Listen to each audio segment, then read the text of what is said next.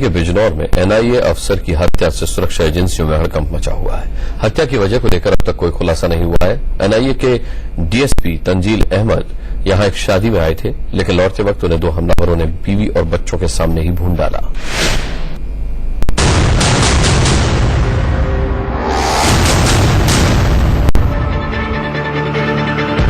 NIA के DSP को बिजनौर में 2 हमलावरों ने बीवी और बच्चों के सामने भून डाला, लेकिन न तो यूपी पुलिस और न ही दूसरी सुरक्षा एजेंसियों को अब तक हमलावरों का कोई सुराग मिला है।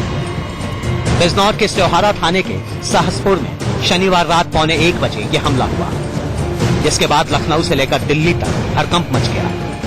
उन पर घात लगाकर कुछ अज्ञात हमलावरों ने हमला किया और काफी गोलियां चलाई और उस गोलीबारी में हमारे बहादुर तंजील शहीद हो गए।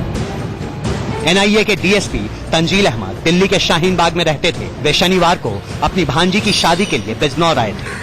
यहां से वो आधी रात के बाद अपनी वैगन-आर कार से पत्नी और 2 बच्चों के साथ दिल्ली लौट रहे थे, लेकिन तभी बाइक पर सवार होकर आए 2 हमलावरों ने उनकी कार रुकवाई। उन्होंने जैसे ही कार की स्पीड कम की, एक हमलावर बाइक से उतरकर सामने आया और उन पर ऑटोमेटिक हथियार से गोलियों की बौछार कर दी। डीएसपी को कुल 21 गोलियां लगी। इसके बाद डीएसपी तंजील अहमद की मौके पर मौत हो गई। नामालूम कौन अपराध है वो जो आए, अचानक गाड़ी रोकी गई, उन पर ताबड़तोड़ फायरिंग की गई, जिसमें तकरीबन 20-22 फायर किए गए। उनकी बीवी के भी फायर लगे हैं, वो उनको तकरीबन 20 से 21 फायर उनको लगे। इस हमले में डीएसपी तंजील अहमद की पत्नी फरजाना बेगम भी घायल हुई। उनके पेट में गोली लगी है।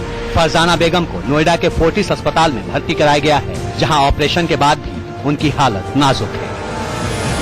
एनआईए के बेहद तेज तर्रार अधिकारी माने जाने वाले डीएसपी तंजील अहमद बीएसएफ से डेपुटेशन पर एनआईए में आए थे। इससे पहले वे बीएसएफ के इंटेलिजेंस विंग में भी काम कर चुके थे और खुफिया जानकारी जुटाने में उन्हें एक्सपर्ट माना जाता था। मोबाइल ट्रैकिंग में उनका कोई जवाब नहीं था। एनआईए में वे आतंकियों के बीच उर्दू में होने वाली बातचीत को ट्रैक किया करते थे। इंडियन मुजाहिदीन के आतंकियों के बीच होने वाली कई बातचीत को उन्होंने इंटरसेप्ट किया था।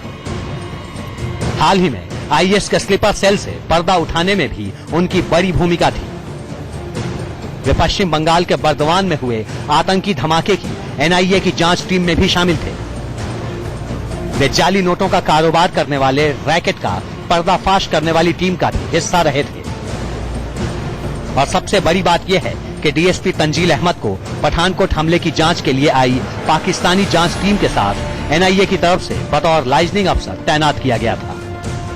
तंजील अहमद की हत्या कई तरह से संगीन मामला है, क्योंकि ये अधिकारी पिछले कई सालों से एनआईए के कई जांच से जुड़े हुए थे। ऐसे में अगर आतंकी हमले की बात सामने आती है तो ये मामला देश की सुरक्षा एजेंसियों के लिए गंभीर चुनौती साबित हो सकता है।